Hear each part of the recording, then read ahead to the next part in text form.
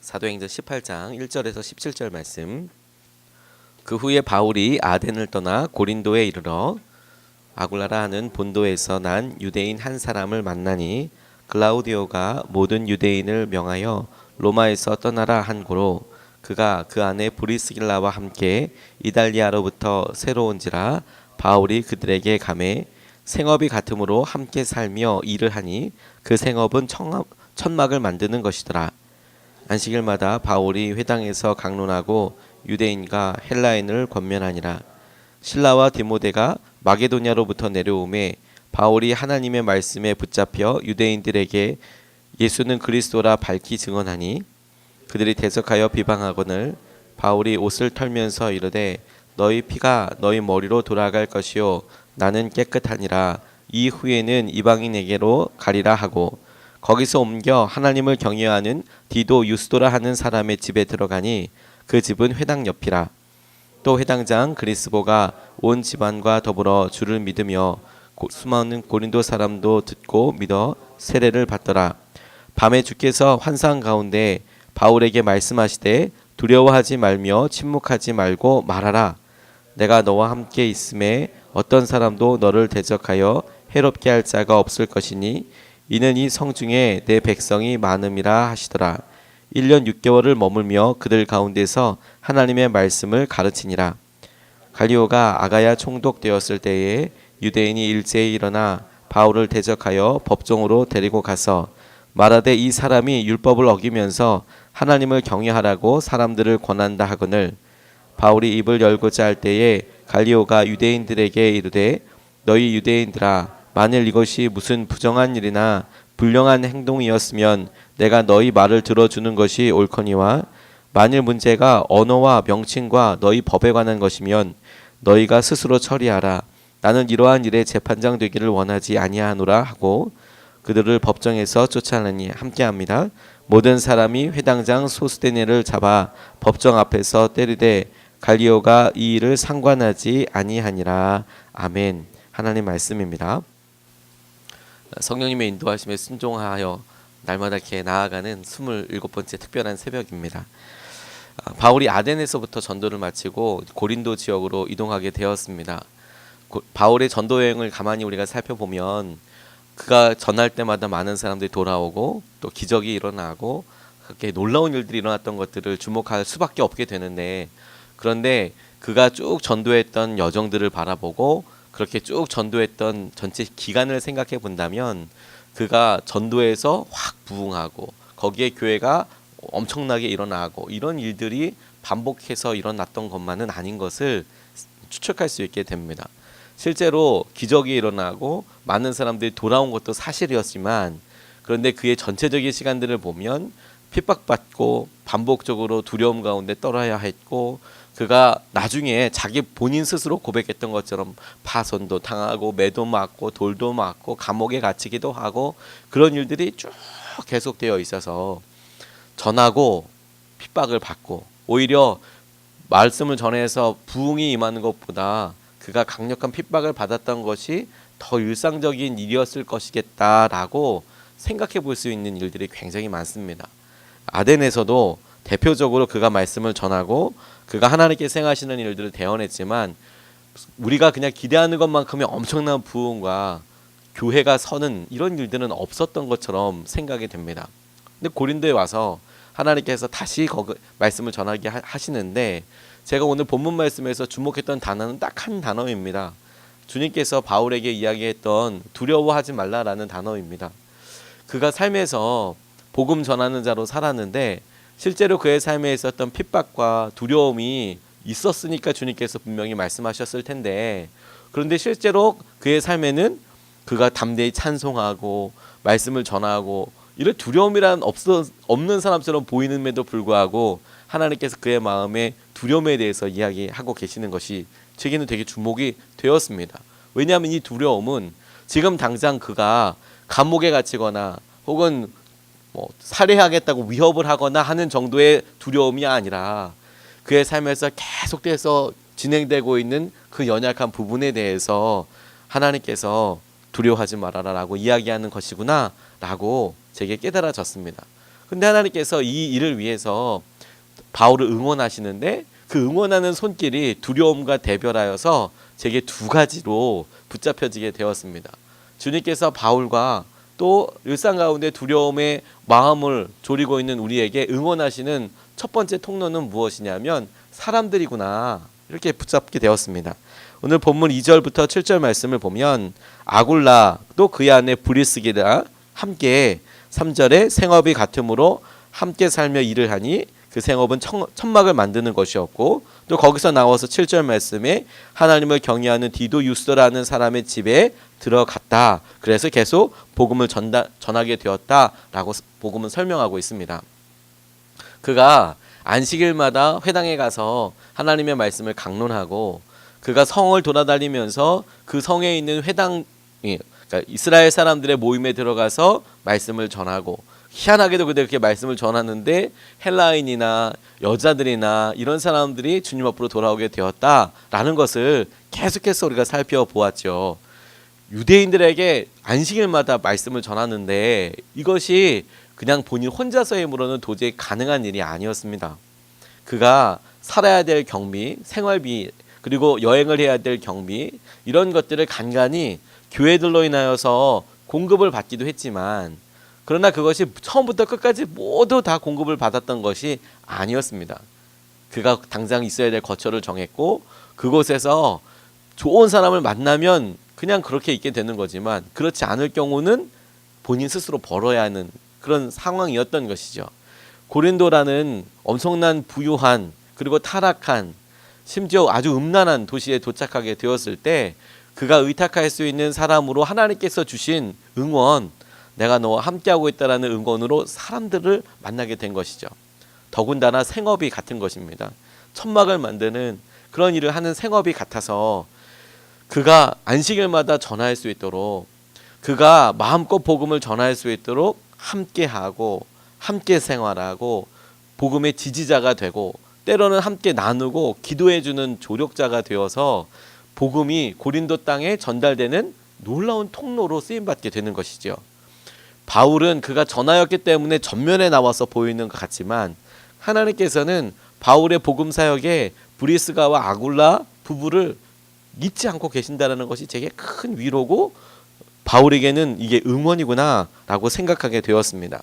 함께하는 사람, 우리가 주님께서 우리가 이 일을 가라고 말씀하실 때 함께하는 사람, 이게 주님께서 주신 응원이구나, 주님께서 우리를 응원하여 주시는 것이구나. 그러니까 우리 스스로가 이렇게 되고 또 그런 사람을 감사하는 것이 너무 중요하다는 생각을 하게 되었습니다. 유대인 학살이 있었을 때에 히틀러로 인하여서 많은 사람들이, 특별히 유대인들이 죽었습니다. 이 폴란드에 계속해서 많은 사람들이 잡혀가고 유대인들이 죽고 할 때에 있었던 일이었습니다. 유대인 아이들에게 별을 가슴에 달라고 처음에는 그렇게만 구분을 했습니다. 처음부터 가둬들인 것이 아니라 유대인 아이들 가슴에 다윗의 별이라고 별 모양의 배지 같은 걸 달아라. 그래서 그렇게 달고 한참 생활하고 있는데 어느 날은 트럭 한 대가 와서 가슴에 별 단 아이들 다 나와라, 이렇게 이야기가 명령이 내려온 겁니다. 트럭 한 대가 오고 별 단 아이들 다 나와라. 그리고 그 아이들이 어딘지 모를 곳으로 가게 되니까 아이들이 울기 시작하는 겁니다. 학교 왔는데 집에 돌아가야 하는데 집에 돌아간다는 얘기가 아니라 트럭에다 태우고 다 같이 가라고 이야기하니까 아이들이 얼마나 무서웠겠습니까? 모르는 사람 따라가는 것도 그렇지만 군인들 따라간다는 게 아이들로서는 쉽지가 않았겠죠. 그런데 그렇게 막 울고 주저하니까 아이들이 선생님에게 무섭다고 두렵다고 하니까 거기에 폴란드인인 어떤 코르작 선생님이라는 분이 그 아이들을 이렇게 더듬으면서 그래 같이 가자, 그리고 트럭을 타게 되었습니다. 이분은 폴란드 분이었습니다. 가슴에 별을 달 이유도 없고 또 그것에 아이들을 끝까지 책임져야 한다는 어떤 사명감 외에 다른 것은 없었을 텐데 트럭을 같이 탔고 타면서도 계속해서 아이들이 우니까 아이들을 위로하고, 선생님 있잖아, 괜찮아, 선생님 있으니까 괜찮아, 계속해서 위로하게 되었습니다. 근데 너무 안타깝게도 그 트럭이 곧바로 향했던 곳이 어디냐면 아우슈비츠 같은 가스실로 그냥 가는 것이었죠. 정책이 아주 극독해지고 뭐 인정사정 없이 들어갈 그런 피크로 닿게 되니까 아이들을 그냥 유대인들은 다 죽여야 한다라는 그런 식으로 바로 가스실로 향하여서 가게 되는 그런 트럭이었던 겁니다. 아이들이 무섭다고 하고 처음부터 가스실 들어간다고 이야기하지는 않지만 처음 보는 곳에 가야 하고 그리고 어딜 들어가라고 뭘 하라고 하니까 아이들이 엉엉 울기 시작하니까 선생님이 애들을 향해서 얘들아 우리 같이 기도하자. 너희들 어디를 가든 선생님이 너희들과 함께 갈 테니까 걱정 마라. 우리 모두 같이 기도하자. 그리고 아이들을 위해서 가스실 들어가기 전이나 기차 안에서나 트럭 안에서나 애들을 위해서 기도해 주었답니다. 하나님 함께 해주시는 것을 믿습니다. 아이들 위해서 간절히 기도해 주는데 기도를 마친 후에 아이들에게 선생님이 물었습니다. 이제 마음이 좀 편안해졌니? 아이들이 예 편안해요. 그리고 아이들 안고서 함께 가스실까지 들어갔어요. 그리고 코르자크 선생님이 그곳에서 같이 돌아가셨습니다. 아이들과 같이 처형을 당한 것이죠. 유대인 아니고 폴란드인이었는데 그가 사랑하는 아이들, 그가 가르쳤던 아이들 함께 죽음의 두려움도 넘을 수 있는 그 길을 동행해 주신 것이죠. 이 일을 감사해서 유대인들이 그분을 위한 동상을 만들고 그분을 기념하는 기념비를 만들어서 계속해서 그 이름을 기억하고 있다라고 합니다. 죽음을, 두려움을 하나님께서 우리에게 어떻게 무슨 이유로 허락하셨는지는 우리가 하늘나라 가봐야 알겠습니다. 그런데 너무 중요하고 너무 놀라운 은혜와 축복은 무엇이냐면 우리 앞에 있는 일상의 두려움이 무엇이어도 우리 주위에 가장 놀라운 동력자들을 주셨다라는 것이죠. 가장 가깝게는 배우자이고 가장 가깝게는 우리 아이들도 우리에게 동력자가 되고 무조건 믿어주니까 부모라고 가장 놀랍게는 우리 교회에서 함께하고 함께 놀랍게 쓰임받는 것을 통해서 우리가 두려워하는 것들을 능히 넘어서게 하시는 것이죠. 이게 하나님께서 우리에게 주시는 놀라운 축복이라고 생각하게 되었습니다. 하나님이 우리에게 이끌어 주실 때에 브리스길라와 아굴라 같은 디도 유스도 같은 사람들을 주십니다. 그러니 그런 사람들 통해서 우리가 감사하는 거 너무 중요하겠고 또한 그게 너무 감사하다면 우리 또한 누군가에게 브리스길라 아굴라 부부 같은 디도 유스도 같은 그런 동력자가 되어야 하는 것이구나. 서로 두려움을 넘어서게 하시는 거구나. 이렇게 기도해야겠다는 생각이 들었습니다. 두 번째로 주님께서 우리에게 두려움에 대해서 넘어서게 하시는 기준, 응원이 무엇이냐면 하나님의 함께하심, 주님께서 함께하시는 것 자체다. 그렇게 말씀하신 것 약속이다 라고 붙잡게 되었습니다. 9절, 10절, 11절 말씀에 보면 밤에 주께서 환상 가운데 바울에게 말씀하시되 두려워하지 말며 침묵하지 말고 말하라. 내가 너와 함께 있음에 어떤 사람도 너를 대적하여 해롭게 할 자가 없을 것이니 이는 이 성중에 내 백성이 많음이라 하시더라. 1년 6개월을 그곳에 더 머물렀다 라고 나와 있습니다. 제가 말씀을 이렇게 읽으면서 이 말씀이 제 마음속에 너무 귀하게 다가왔던 이유가 무엇이냐면 주님께서 환상 가운데 나타나셨다라는 것도 놀랍지만 환상 가운데 나타나셨을 말씀을 하셨을 당시의 상황이 제게는 굉장히 의미 있게 다가왔습니다. 왜 의미 있었느냐? 아무런 예를 들어서 바울과 실라가 같이 어디 뭐 감옥에 들어갔을 때는 감옥이라는 극단적인 상황이 있지 않았습니까? 그러니까 찬송을 했다? 와, 대단하구나 이렇게 믿음이 되는데 그런데 하나님께서 아마 그 수없이 고린도에서 머물러 있는 밤들 가운데 하루를 환상으로 나타나셔서 두려워하지 말아라. 너 이 성에서 계속 침묵하지 말고 말씀을 전해라 라고 나와 있는데 두려워하지 말아야 두려워할 만한 어떤 상황이 보이는 것도 아니고 침묵하지 말아야 하는 어떤 구체적인 사건이 보이는 것도 아닌데 주의 환상에 나타나서 그에게 그렇게 독려하고 있다라는 것 자체가 제게는 계속 곱씹어서 묵상이 되는 거예요. 제 경우에 가만히 보니까 두려움이 어떤 커다란 구체적인 문제가 있어서 보이는 어떤 한계를 넘어가듯이 시험이 있고 뭐 저 시험을 잘 통과해야 저게 뭐 잘 해결이 돼야 그래야 된다라고 생각하는 경우에도 두려움이 있을 수 있겠지요. 그런데 일상에 순간순간 찾아오는 두려움은 내가 잘 될까? 이게 좋은 건가? 심지어 내가 좋은 사람인가? 내가 잘 믿고 있는 거야? 이런 밑도 끝도 없이 드는 생각들이 반복적으로 파도가 치듯이 툭 치다가 어느 날 갑자기 한번 훅 떨어져 버리면 이건 정말 대책 없이 너무 두려운 거더라고요.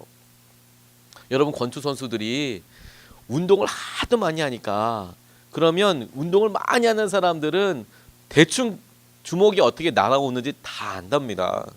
그냥 뭐 엎어서 막 싸움하는 게 아니라 훈련을 오랫동안 같이 하고 어떻게 피하는지를 본능적으로 감각적으로 안다는 거죠. 그런데 권투 선수 경기를 보면 그냥 아주 뭐 크게 휘둘르는 그런 주먹에 맞아서 다운되는 경우들이 있거든요. 거의 그렇게 되거든요. 근데 그게 실제적으로 운동하는 사람들은 그런 주먹은 다 피할 수 있다는 거예요. 다 웬만한 사람은 다 피할 수 있다는 거예요. 그거 왜 맞냐? 조그만한 잽을 처음부터 톡톡 맞다 보면, 그러면 시간이 라운드가 경기가 계속되면 저거 맞으면 나 죽겠구나 싶은 것을 뻔히 보면서, 못 봐서 맞는 게 아니라 뻔히 보면서 저거 맞으면 죽는구나 맞고 그리고 눕는다는 거죠. 두려움이 딱 그래요. 핍박이 톡톡 다가오는 거죠. 두려워요. 오늘도 어디 갔는데요. 이거 뭐 말도 못 꺼내게 하는 겁니다. 전도하러 나갔는데 말도 못 꺼내게 하는 거예요. 그럼 처음에는 괜찮습니다. 뭐 그럴 수 있죠. 뭐 내가 복음을 전하려고 생각을 해서 말을 한번 꺼내 봅니다. 그런데 사람들이 반응해요. 괜찮습니다. 근데 한 번 하고 두 번 하고 10번 했어요. 다 그렇게 해요. 괜찮습니다. 20번 하고 30번 해요. 괜찮아요. 그렇게 하고 핍박하고 오히려 뭐 그래도 괜찮은 것 같아요. 근데 여러분, 진짜 무서운 게 언제냐면 밤에 혼자 있을 때더라고요. 나 잘하고 있는 거야? 나 혼자 있는 거 아니야? 이거 누가 알아주긴 하는 거야? 이게 무슨 의미가 있는 거야? 그러면 마음이 그냥 갑자기 너무 이게 힘들어지는 것이죠. 저는 바울의 요 말씀, 하나님께서 하신 말씀을 묵상하면서 제게 있어서 그런 경험이 생각이 났어요. 그렇지. 핍박과 반복되는 일과 1년 6개월이나 고린도에서 계속 머물면서 말씀하여 오셨는데, 고린도에서 뭐 사람이 나았다, 뭐 교회가 섰다, 이런 거에 대해서 주목하고 있는 게 아니라 그가 전도했다, 회당에서 강론했다, 그가 열심으로 가르치면서 그 교회를 섬겼다, 고린도 교회가 있긴 했지만 그렇게 했다라는 것에 주목하고 있으면서 바울이 두려워하지 말라라는 말을 들어야 하는 상황이라고 한다면 힘들었을 수도 있겠다. 그런데 하나님께서 그렇게 두렵고 힘들어하는 모습이 우리 모습과도 너무 비슷하다. 근데 그런 모습을 주님께서 독려하시기 위해서 응원하신 방법이 뭐냐면, 너 혼자 하는 거 아니냐? 내가 너와 함께 있을 것이고 이 땅에 내 사람들이 되게 많다. 이 성에 내 사람들 굉장히 많다. 내가 너와 함께하고 있다. 너 침묵하지 말아라. 끝까지 전해라. 라고 주님께서 응원해 주시는 것이죠. 이게 놀라운 축복인 거구나. 이게 지속적인 두려움 진짜 힘듭니다. 외부에서 오는 두려움은 그냥 그 외부에서 오는 거니까 모두가 다 아는 거죠. 근데 내부에서 오는 두려움은 어떻게 설명도 안 되는 거죠. 왜 갑자기 이게 하기 싫어지는 건가? 왜 이게 내게 어려워지는 건가? 라고 얘기하실 때 주님께서는 내가 너와 함께하고 있잖아. 내가 함께하고 있고 너한테 이룰 계획이 있잖아. 그리고 계획대로 인도하고 계신다면 주님이 함께 하시는 것만큼 더 놀라운 약속이 어디 있겠습니까? 아니, 계획이 있으시고 그 계획을 우리를 통해서 사용하고 계시는데, 이루고 계시는데, 주의 계획이 분명히 계시는데, 그런데 나와 함께 하신다라는 약속만큼 더 놀라운 주님의 약속과 확증이 없겠구나. 말씀을 계속 묵상하면서 제게 그 생각이 떠올랐습니다. 핍박도 실제입니다. 사람들의 어떤 무관심도 실제입니다. 사실 그래서 느끼게 되는 무기력도 어쩌면 실제인지 모릅니다. 근데 여러분, 그 두려움과 실제로 우리가 당하는 어려움보다 더 놀라운 실제, 더 놀라운 능력이 무엇이냐면 주님께서 우리와 함께하고 계신다는 거예요. 주님께서 우리와 함께하고 계신다는 응원이, 사람들도 그렇고 주님께서 계속해서 우리 말씀으로 얘기하시는 그것도 우리 마음에 반복적으로 드는 두려움보다도 더 많이 주님께서 말씀해 주시고 함께하고 있다, 함께하고 있다, 함께하고 있다, 함께하고 계속 말씀하시는 것이 우리가 능히 두려움을 이기게 하시는 하나님의 계획인 거구나. 오늘 우리가 그 주님의 은혜를 누리게 되시기를 주님의 이름으로 정말 간절히 기도합니다. 우리에게 보이는 수준의 일들이 전부가 아닙니다. 주님이 이루셔야 할 일들이 있고 남아있는 일이 있는 것이죠. 그리고 주님은 우리와 함께하고 계시는 것입니다. 주님께서 사람들을 통해서 우리를 계속해서 응원하고 계십니다. 우리 주위에 있는 사람 괜히 만난 사람들 아닙니다. 두 번째, 주님의 말씀이 우리와 함께하고 계신다라고 말씀하고 계십니다. 우리가 이 놀라운 주님의 응원 소리를 따라서 오늘도 힘을 내어서 주님께 믿음으로 반응하게 되시기를 주님의 이름으로 축복합니다.